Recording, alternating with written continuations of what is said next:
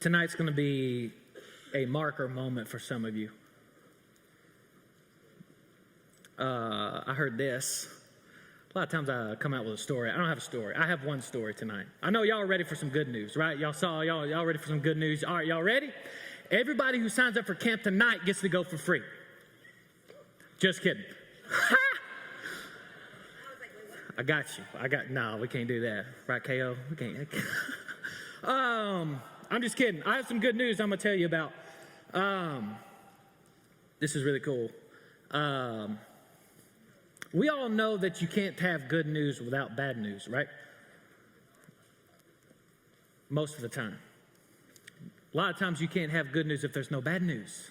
Who loves bad news? I do not.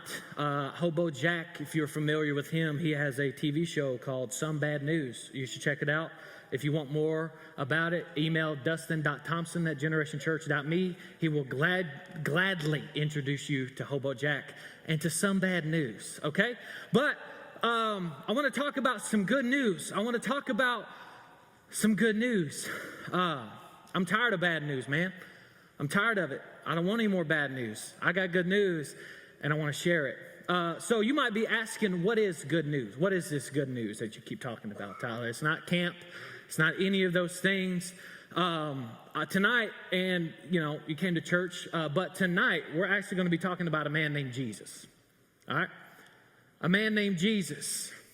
Some good news. Maybe you've heard the name Jesus and you're like, bro, how's that good news, man? Maybe if this is your first time, maybe you don't have a lot of church experience. And maybe you've heard something that might not even be true, and every time you hear church or Jesus or Christians or Christianity, you just cringe because it's not what you thought it was. But I have some good news. Say, I got good news. In order to talk about this man Jesus, I have to go to the very beginning. Now, who was here for our Christmas experience for youth? Anybody here? Okay. Not all of you. There's always this year. So you can go back and watch this message. It was called A True Gift Has Been Born. And we talked about the birth of Jesus. Now, the birth of Jesus wasn't like any other birth that you would have here. Me and my wife, we have 3 kids. I know I talk about them a lot, but I'm proud of my family. We have 3 kids, Abigail, Zeke, and Chandler. And I can tell you right now, that room and the operating room and all that stuff, the doctors and everything, the birth of Jesus did not look like that at all, actually.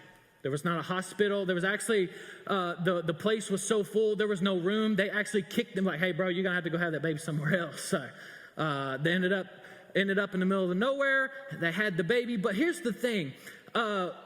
Mary and Joseph, Jesus' earthly parents, they were engaged, but they weren't married yet, okay? And an angel came upon Mary and told them, you're going to have a child. And they looked at this angel like, what? I don't know if you know this or not, but there's some stuff that has to happen to have a child, right? You don't just wake up pregnant without doing the thing. You know what I'm saying?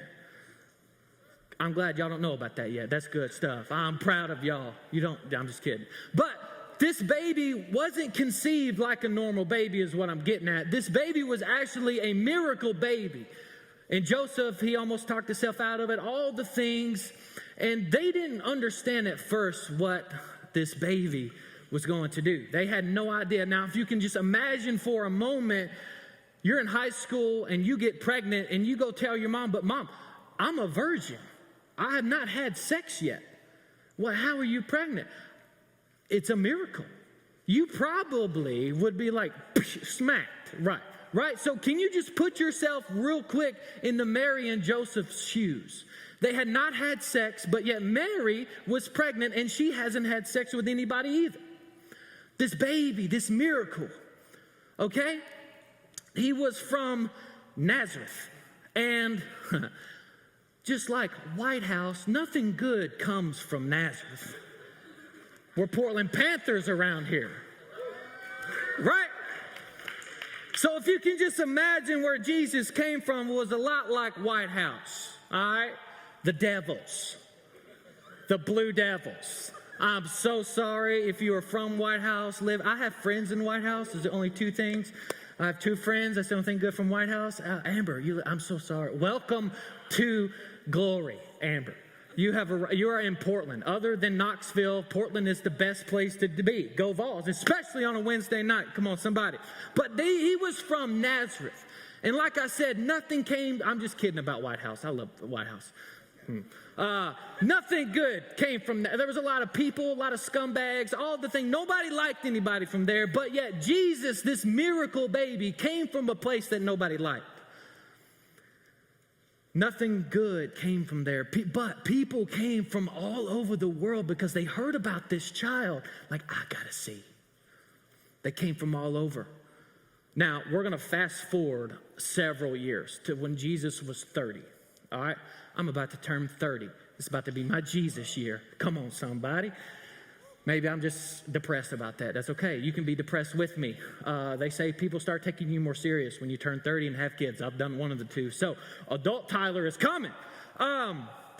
So Jesus, he's 30, and we've been in the book of Matthew, right? This entire series nearly. We've been talking about the ways of Jesus, the rhythms of Jesus. We've been in this series called Rhythm.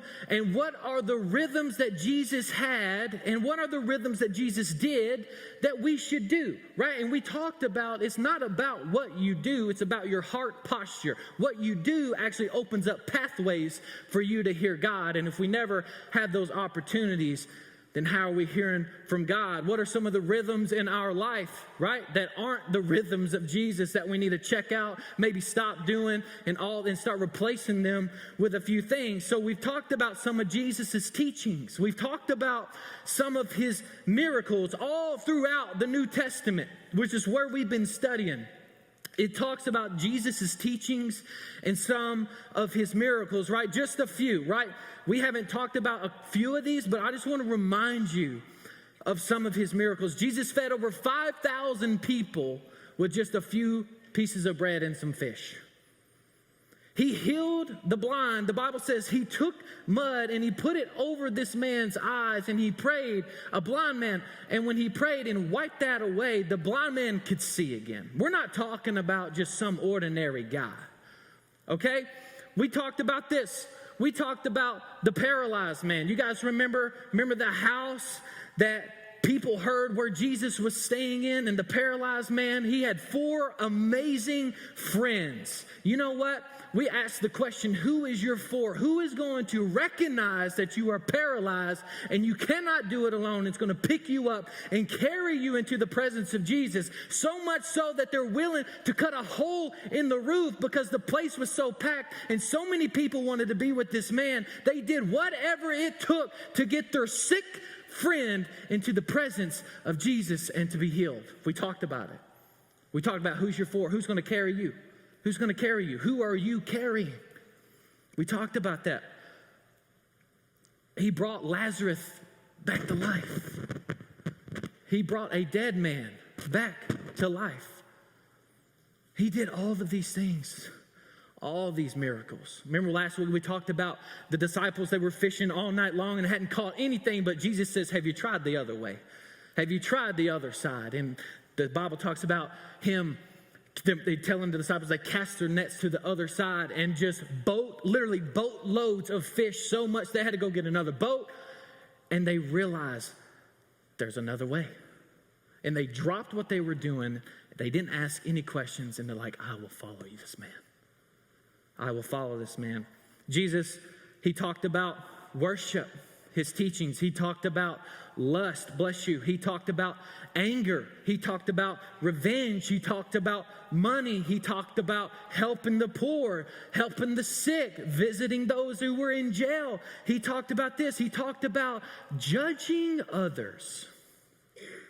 Now, I know none of you do that. We've never had any judging issues here. No one's ever left here home crying because they were judged or bullied here, have they? Have they?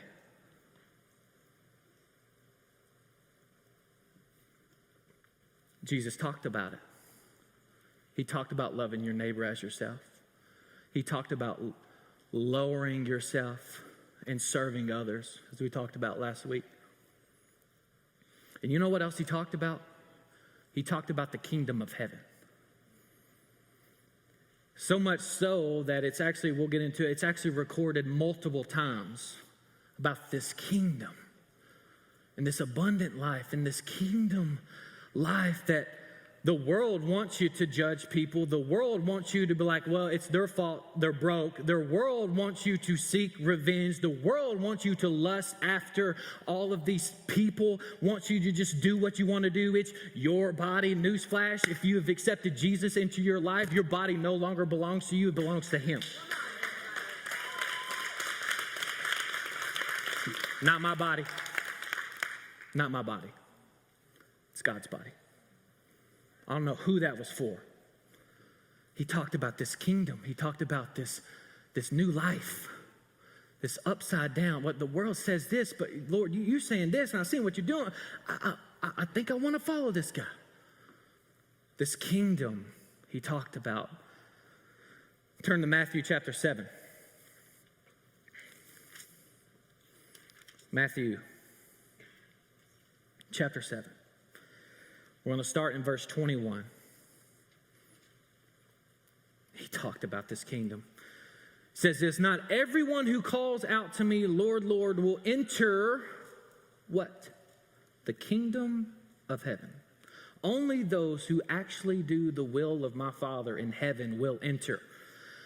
On judgment day, many will say to me, Lord, Lord, we prophesied in your name, and we cast out demons in your name, and we performed many miracles in your name. But I will reply, I never knew you. Get away from me, you who break God's law.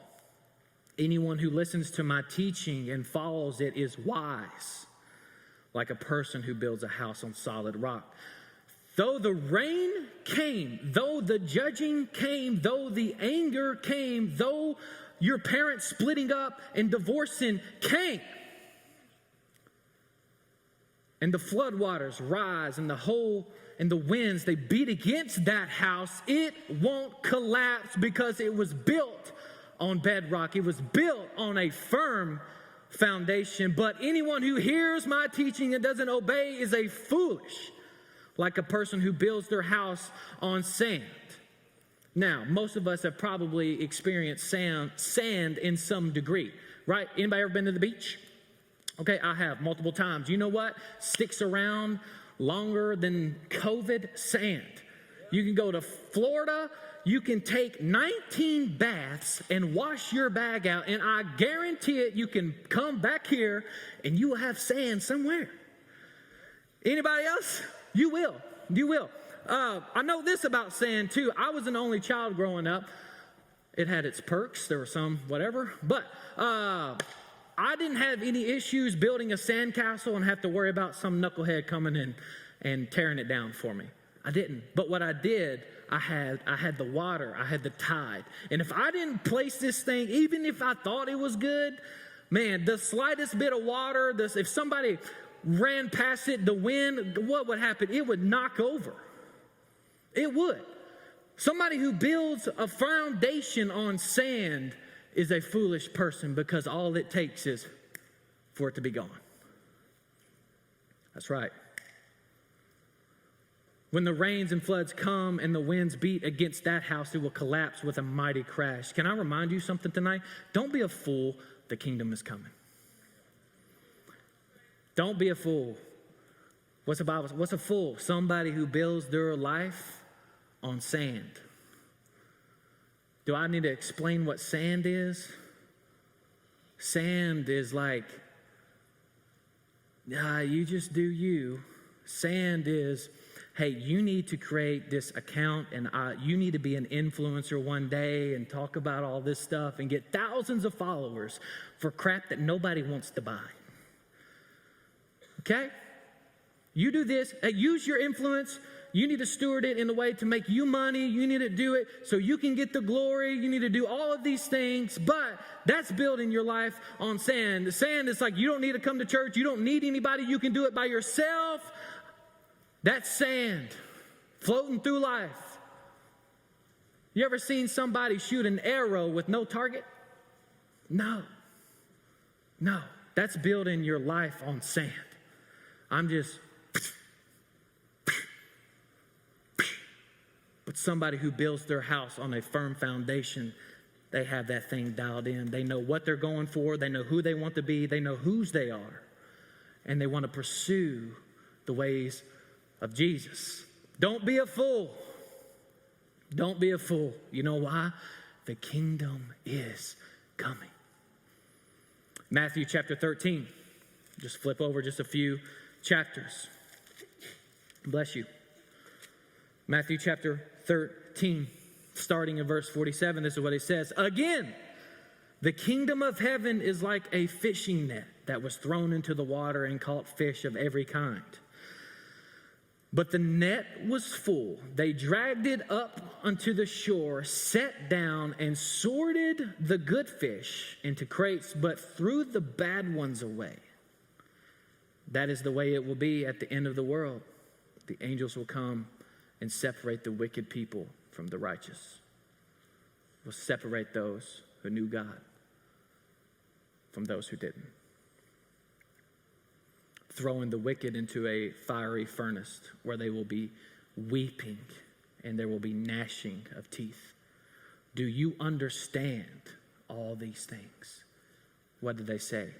Yes, we do. Do you understand these things?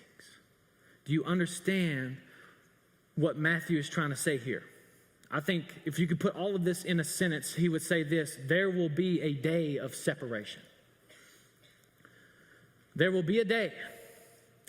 Nobody knows when. Nobody knows what time. There will be a day where Jesus will come back. And Jesus will say one of two things. He will say, the kingdom is yours, that good and faithful servant. Come in. Or he will say, depart from me, for I never knew you. Here's the reality. You might know him, but he might not know you. You know, I've heard this said, and I honestly disagree with it a whole lot. I don't know where Christians get stuff. But they're, everybody's God's child. No. No. Everybody is God's creation, but not everybody is God's child. A child has a father. A child.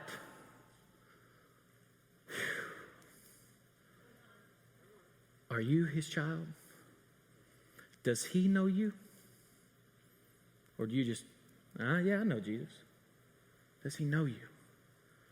Are you God's child? Or are you just his creation? Jesus talks about it again in Matthew 25. Can I just remind you that Jesus is the Son of Man. He is the one truth. He is the only way. And he is saying all of this to warn us about the bad news and tell us about the good news. Who wants good news? I want good news. I want good news. Somebody say, I want good news. Here's the problem.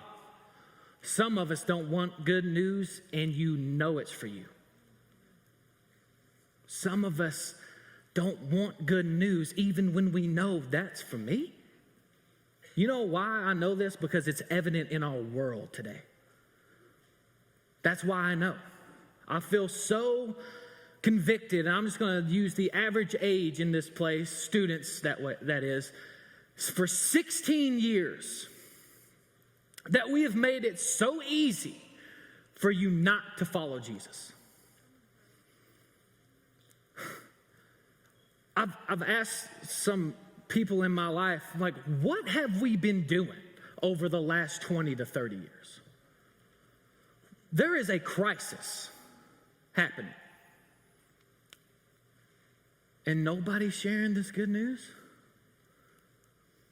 What are we doing? What have we been doing? I feel so convicted because all it's been over the last several years is like, want to come to church? Want to hear about this guy? I sort of know. I spent some, my daddy was a preacher. You need to come hear about this, man. Oh, you don't want to? Oh, that's okay. You just let me know when you're ready. No! We've lost all sense of urgency to tell the world there's another way.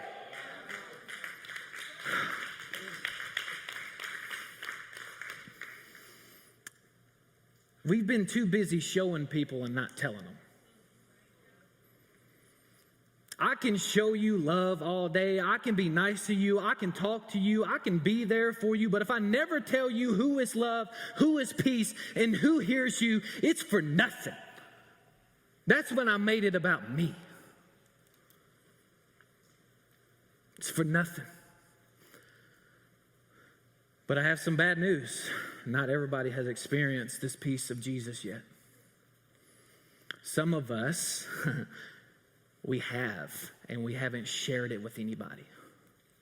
Some of us, the table has been set for you. The table has been set for you. The fork has been placed in your hand. You know what food you're supposed to be eating. You know who you're supposed to be sitting by. You know whose table it is, but you won't feed yourself. You won't feed yourself. Some of you have access to people and resources. The world that which we live in is so connected, but yet so daggum disconnected. It's all right here, and I think that's the problem. We can just find out when we want to and not do our own study, and we just believe what somebody put on the internet, and we just believe what Grandpa said. But can I tell you, if it's not from this book, it's not right. If it did not come from here. Now, what I'm not saying is like, oh, I'm not listening. Don't hear what I'm not saying. We have good preachers. We have good pastors. But every batch of apples has a bad apple, right? We got to be cautious. The Bible talks about that. He talks about false teachers. Some of us, we come, we sit at the table, we eat. Now, I'm going to say that I'm talking about our spiritual life, okay? I'm not talking about physical. Are we clear? Some of us, we eat, we come to church, we're in our Bible study, we have our people around us, we come in, we worship, man, we sing, and we know what all God's done, and we just eat, we eat, we eat, we eat, we eat. And you know what happens when you eat and you don't exercise? Whew. Do you know what happens? Yeah, that's what happens. We're too busy showing everybody. We're not telling anybody. We're not exercising our faith. Are you with me tonight? I don't want to be spiritually fat. I don't. We don't have time to not exercise. We don't have time. We get so comfortable. And I think we've been playing church for too long. We come in, your parents drop you off, you bust a kid's head playing basketball.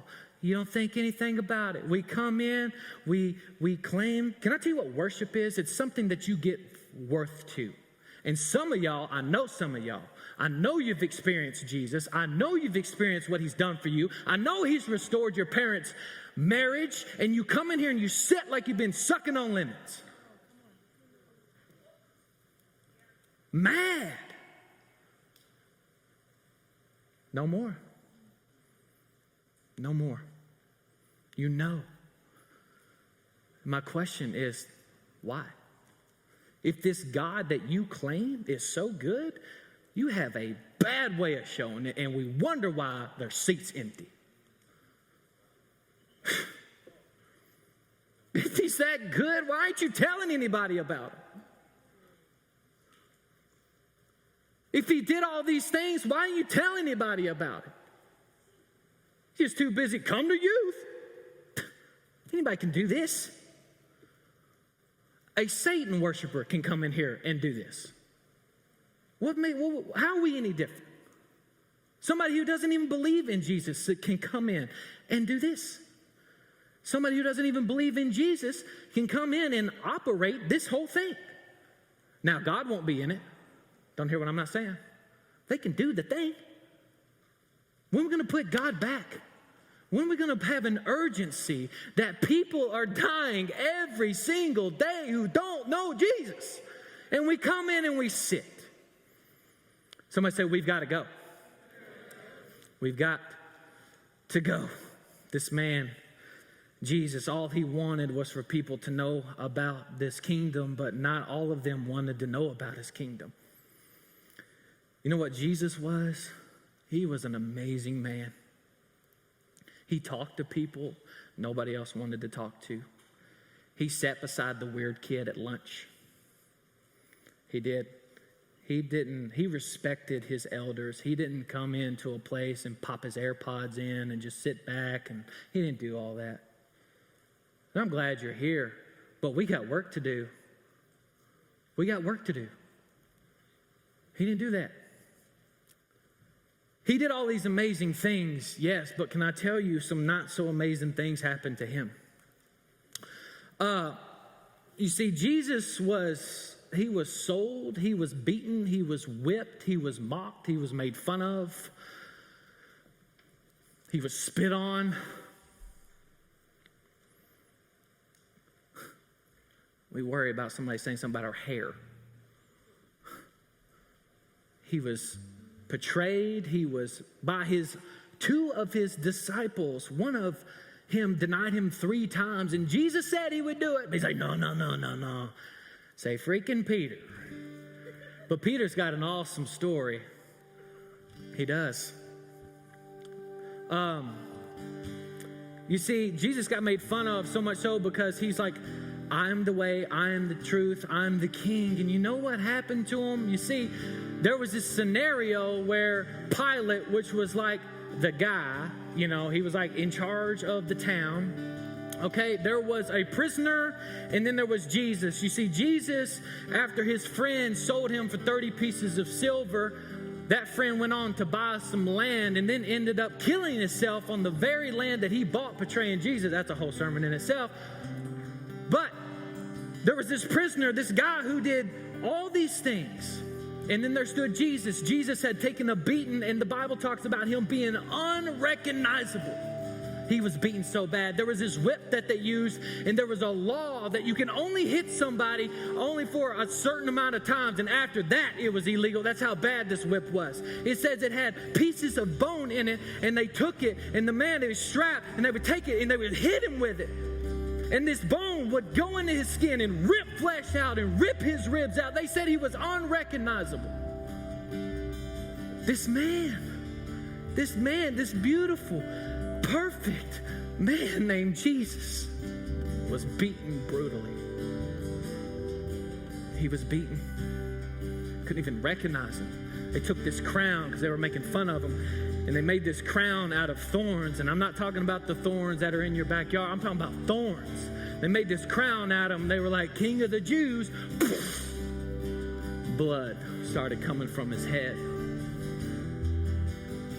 They made fun of him. They took him. They put him on this cross. They nailed his hands and his feet to this cross. And they raised him up. They're like, who's king now? Who's the king now? He got spit on and he got mocked. He died for you to enter the kingdom. He died instead of you. And when he died, the Bible says the earth shook. The earth rattled. Matthew 27, verse 59, it says, Joseph took the body. This is right after Jesus died. It says, Joseph took the body and he wrapped it in a long sheet of clean linen cloth. He placed it in his own tomb. This is actually really cool how this even happened. This was Joseph's tomb that he was supposed to be buried in when he died, which had been carved out of a rock. Then he rolled a great stone across the entrance and he left.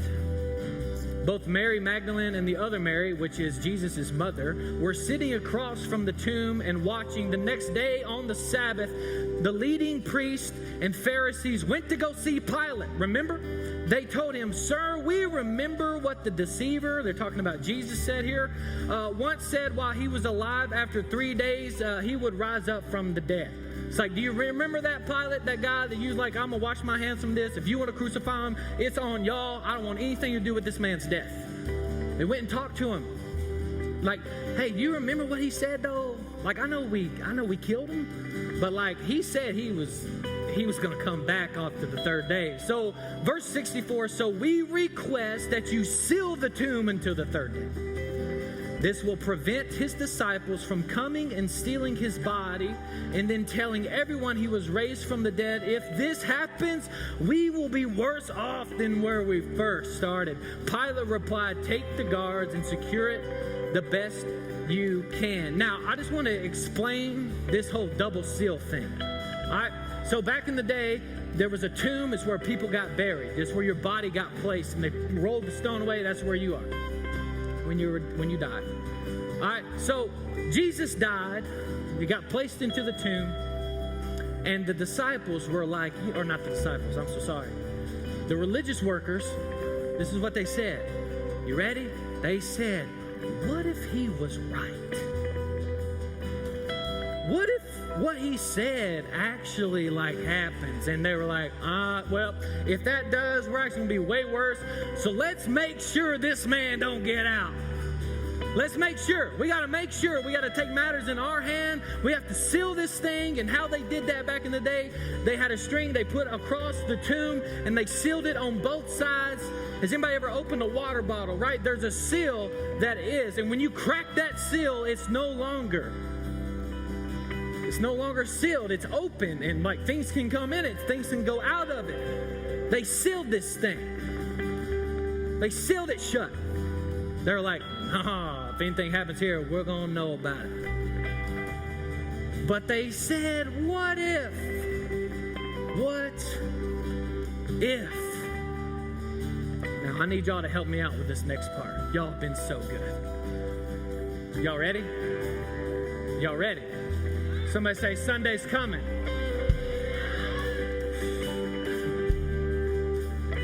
Matthew chapter 28 says, early on a Sunday morning, as the new dawn was dawning, Mary Magdalene and the other Mary went out to visit the tomb. Suddenly there was a great earthquake, for an angel of the Lord came down from heaven, rolled aside the tomb, rolled aside the stone, and they sat on it. His face shone like lightning, and his clothing was as white as snow. The guards shook with fear, so much so they fainted and they fell. They fell down. They passed out. Then the angel spoke to the woman, don't be afraid. He said, I know you are looking for Jesus who was crucified, but can I tell you something? He is not here. He's not here.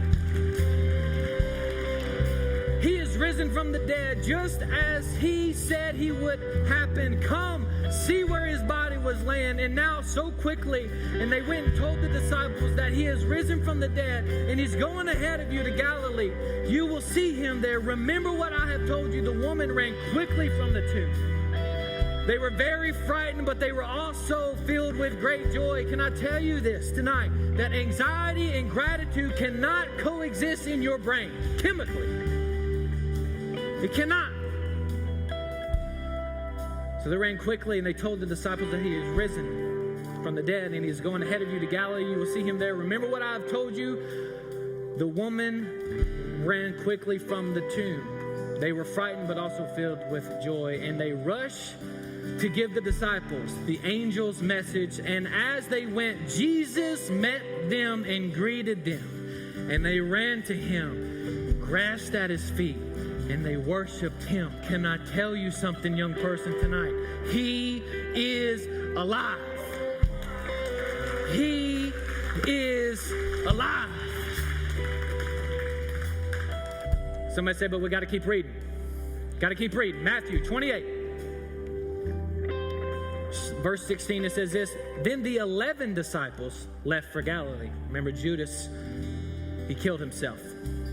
The 11 disciples left for Galilee, going to the mountain where Jesus had told them where to go. When they saw him, they worshiped him, but some of them doubted. Jesus came and told his disciples, I have been given all authority in heaven and on earth. Therefore, go and make disciples of all nations, baptizing them in the name of the Father, the Son, and the Holy Spirit. Teach these new disciples to obey all the commands I have given you, and be sure of this, I am with you always, even to the end of the age. Somebody say, we've got to go. We've got to go. We got to go tell them about this kingdom. We got to go tell them about separation day. We got to go tell them that this man named Jesus, who died instead of me and for my sins, that he is alive. He's no longer in the grave anymore. He is alive. He is alive.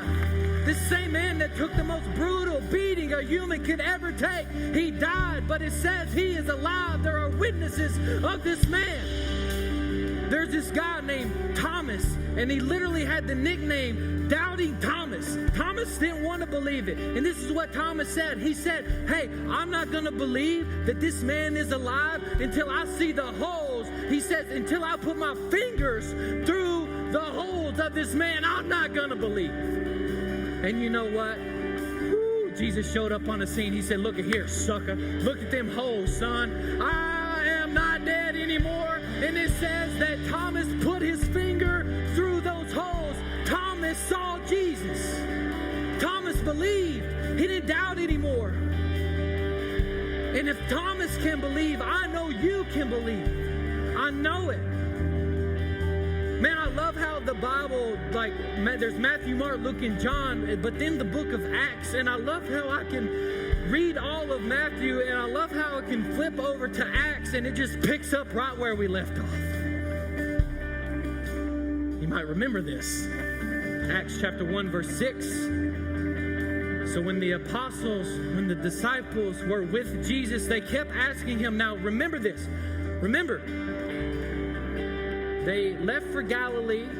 They were going to the mountain where Jesus had told them to go. And we flipped to Acts. So when they were with Jesus, come on, they kept asking him, Lord, at the time, when it comes to free Israel and restore our kingdom, he replied, the Father alone has the authority to set those dates and times, and they are not for you to know. Somebody say, we don't know. But you will receive power when the Holy Spirit comes upon you. And you will be my witnesses, telling people about me everywhere in Jerusalem, throughout Judea, in Portland High School, in Portland West Middle School, in Portland East Middle School, in Portland, in Westmoreland, in East Robertson, Macon County. Everywhere.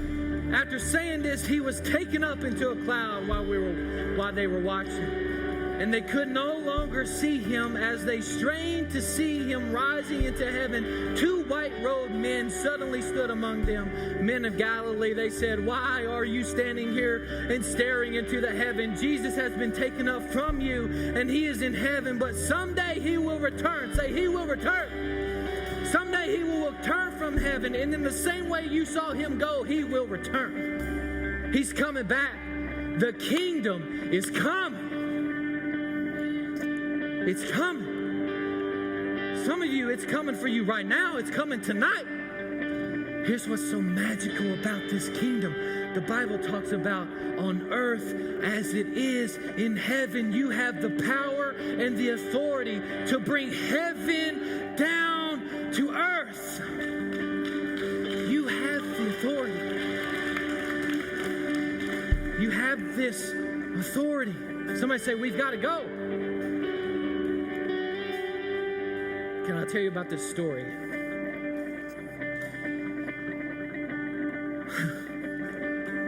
I heard this story. I had a guy come up and tell me the story one day. See, this guy that I know, he was an awesome dude, man. He went to church. He was a part of the table on Monday nights. Just work with me here. He was part of community. This guy I know knew the Lord. This guy I know sent Bible verses to people to try to encourage them. This guy I know led his family well. Man, he put Jesus at the center of all that he did. I'm not saying Jesus was first in his life. And then we start categorizing Jesus. We don't need to do that. He needs to be the center. And everything that we do out of that is from him. Okay? He knew all the things. had this coworker named Taylor. Now, Taylor, he grew up, he had this bad experience with church. He didn't like church. He didn't like church people. You know why? He said this. He said, why do I need to go to church? This is a bunch of hypocrites, right? They're no different than me. They act no different than I act. Why do I need to do that? It was actually really rude to my friend in times where he needed help. Did not like the church. Years go by. He actually stopped believing in Jesus altogether. He's like, I don't want anything to do with this guy. I don't want anything to do with him. I'm done. I'm not going to church. I will never say his name again. I'm done. But my friend, he kept loving him. He kept showing him the ways of Jesus. When he would cry, my friend gave him a shoulder to cry on.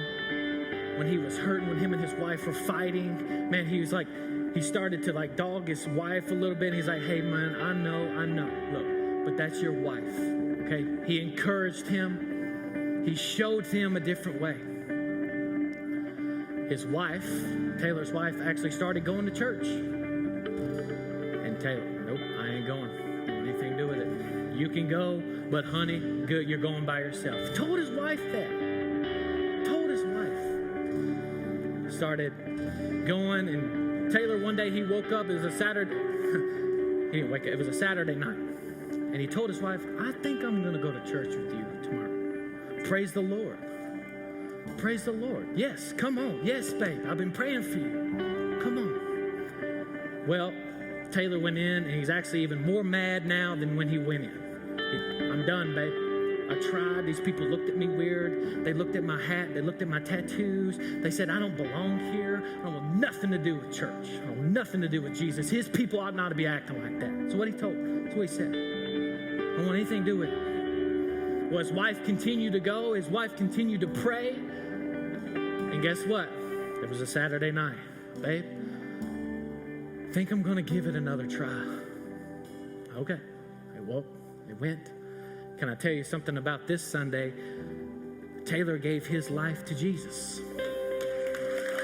Okay? And not only did he give his life to Jesus, that very day he got baptized and he showed the world, I'm done with my old self. I'm done with being angry. I'm done with being lustful. I'm done with chasing money. I'm done with all that. I'm turning and I'm going toward this man. I don't know where he's leading me, but I know he makes no mistakes. I know he's talked about this kingdom of heaven one day, and I want to make sure I go there, and I want to be with Jesus, and I want to surrender my life to him, because the preacher also talked about this kingdom called heaven, but he also talked about this place, and that one day Jesus would come back, and those who did not know him will be separated from him. It's going to be nasty. People, gnashing of teeth, a fiery place where your soul will burn for eternity. He talked about hell. Now, I would be misusing this platform if I sat up here and I talked about heaven and I didn't talk about the other place. Heaven and hell are they're both real. They're both real. Now, back to the story. My friend, you know who was the first person he wanted to go tell how God wrecked his life? The first person he wanted to go tell was my coworker. He's like, I've got to go tell him. He went to work that day. He's like, bro, you have no idea. And my friend, he was blown. He's like, you're acting different, right? This ain't the same guy who was here on Friday. Somebody say, come on. It's not the same guy. He was excited. He was like, dude, I got to tell you this. My wife, she's been praying for me. She's been wanting me to come to church. I accepted Jesus in my life this past Sunday. And look, here's my baptism picture. Check it out. I'm following the Lord, man. My coworker, he's like, yes, yes. You know what? He did such a good job by showing him love. He was showing him all this stuff. He was there for him when he didn't treat him all that right. When he made fun of him from going to church, he was there and he was consistent. And he began on to tell my coworker, he said, look, you mean to tell me there's this place that I can spend my whole life, the whole rest of my life, I can spend with this man who has radically changed my life? And coworkers like, yes. They were like, let's go, come on. So, man, he's like, so tell me about your baptism. He was like, dude, I got in. It was cold. They didn't have bougie baptism, things like this. It was cold. It's actually in a creek. I was freezing, but it's okay. I laid my old self down. I said, I'm done with this. I'm tired of doing it my way. I'm actually exhausted. I'm choosing a different way, and I showed the world through baptism. I laid my old self down, and I've been raised to life. He's like, I don't know if you noticed, but Jesus has changed my life, and I'm excited about it. And my coworker was like, yes, dude, let's go. This is what he did, Isaiah. He went up to him. He was like, let's go, bro. Come on. You know the Lord. I get to worship with you not only here on earth, but in heaven. Come on, somebody.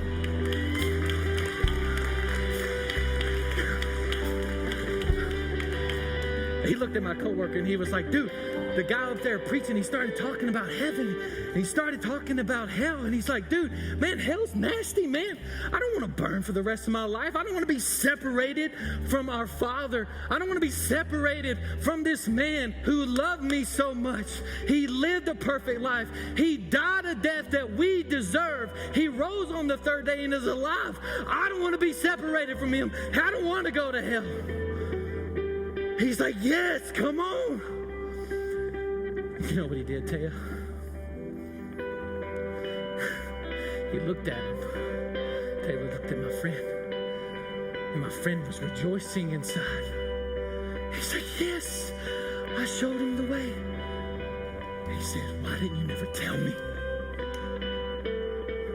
Why did you never tell me? You were willing to just let me go? Why didn't you tell me there was a different way? Yes, I know you loved me. I know you were here for me, but you never said anything about this man. And you mean to tell me this guy I learned about on Sunday is the same man you serve and you didn't tell me about it? Why didn't you tell me? How many people do you walk by every day in your school and you never tell them about Jesus?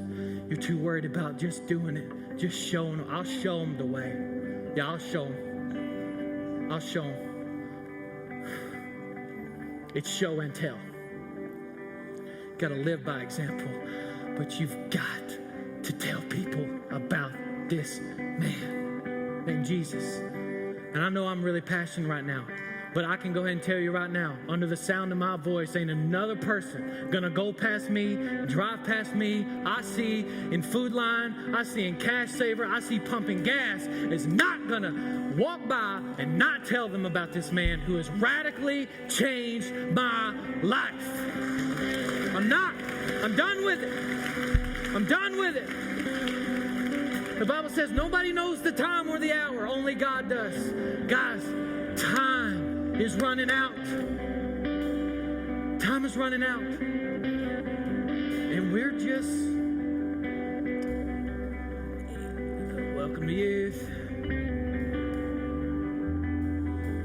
Wake up, sleepy person. Get up out of your sleep. Wake up from your sleep. Jesus is no longer dead. He's alive. And the same Jesus who bled on that cross, the same Jesus who was put in the tomb, and the same Jesus who rose on the third day is here right now.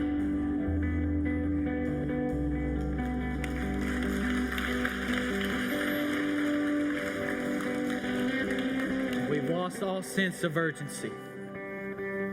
Can I tell you something? The same TV screen I watched ESPN pray over a man was the same TV screen a few days ago that I saw people making fun of Jesus. I saw CBS make this tweet. I don't care, whatever, online, I don't give a rip right now. CBS, they said, let's go worship. Meanwhile, Sam, whatever his name is, dressed up like the devil. And people act like they're worshiping him. And everybody just thought it was cool. But you know, God makes no mistakes with his timing. You know what happened 3 days later? I don't think you caught it. Do you know what happened 3 days later? After the world was making making fun of Jesus. After the world, now let's worship Satan, revival broke out in a city in Kentucky. 3 days later. You think that was on accident? I don't think so. 3 days later. 3 days. Somebody say 3 days. Say Sunday's coming. Sunday's coming. We gotta go. We gotta go. Guess what? Can I tell you something, young person? The same God that you're seeing radically change people's life in different states and all the stuff you're seeing on the internet can do it here too. Guess what? I'm tired of people just showing. We gotta go tell them. Tell them and say we gotta go.